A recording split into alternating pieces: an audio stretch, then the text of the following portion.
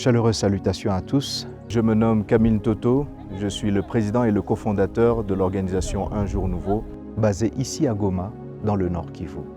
Et aujourd'hui, je voudrais vous parler brièvement de la situation qui a prévalu dans cette belle ville touristique de l'Est de la République démocratique du Congo au lendemain de l'éruption volcanique du Nyiragongo le 22 mai.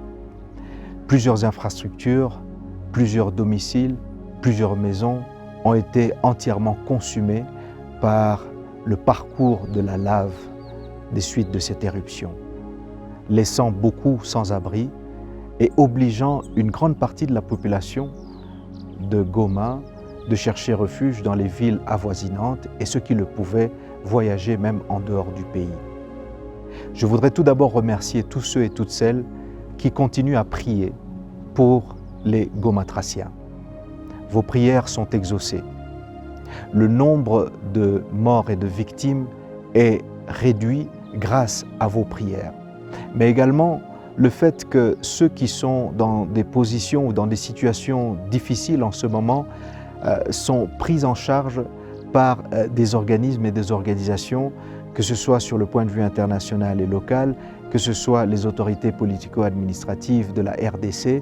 Ces personnes peuvent trouver une certaine assistance qui peut les aider à faire face aux circonstances difficiles auxquelles ils sont butés. C'est aussi l'occasion de demander à tous ceux et toutes celles qui voudraient mettre la main à la pâte, utiliser leurs ressources matérielles, financières, mais également ceux qui peuvent venir physiquement, venir au secours de ceux qui sont dans ces situations sinistrées, de ne pas hésiter de le faire. Il y a des communautés, il y a des dénominations, il y a des églises, il y a des organismes internationaux et des organismes locaux.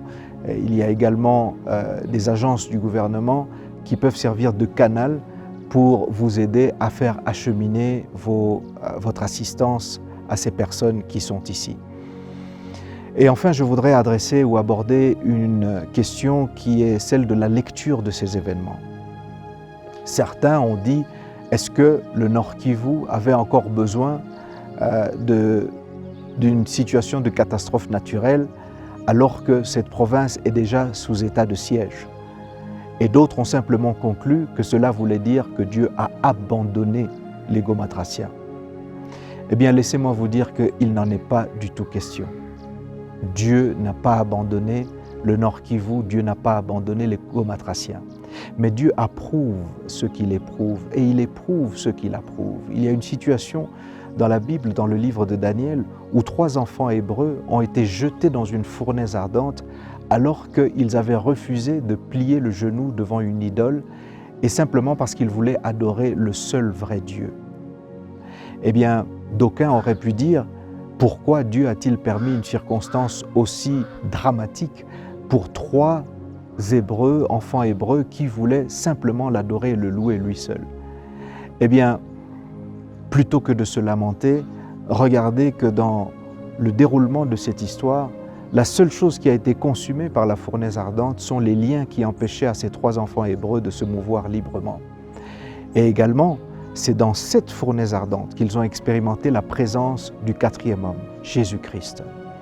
Le psalmiste a dit, lorsque je marche dans la vallée de l'ombre de la mort, je ne crains aucun mal, car ta houlette et ton bâton. L'Éternel est le bon berger qui nous garde, qui nous protège même lorsque nous traversons la vallée de l'ombre de la mort et même lorsque nous sommes jetés dans la fournaise ardente de l'éruption volcanique du Nyiragongo, l'Éternel est avec nous.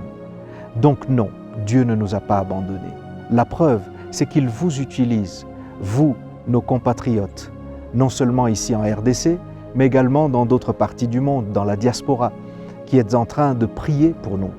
Vous qui êtes en train de faire acheminer vos ressources pour nous aider ici à Goma. Vous qui êtes en train de parler de cette situation à ceux qui peuvent intervenir. Cela, pour nous, est la preuve que Dieu ne nous a pas abandonnés. Je vous encourage simplement à continuer cette action, à démontrer et à traduire en action ce cœur de compassion que vous avez, afin qu'ensemble, nous puissions sortir de cette situation beaucoup plus fort que nous ne l'avions rencontré au départ. je m'en vais vous dire merci de m'avoir écouté, mais aussi merci de soutenir ceux qui sont dans le besoin. Si vous voulez le faire à travers Un Jour Nouveau, je peux vous garantir que toutes les contributions seront utilisées à bon escient et seront dirigées vers les personnes qui sont dans le besoin. Merci.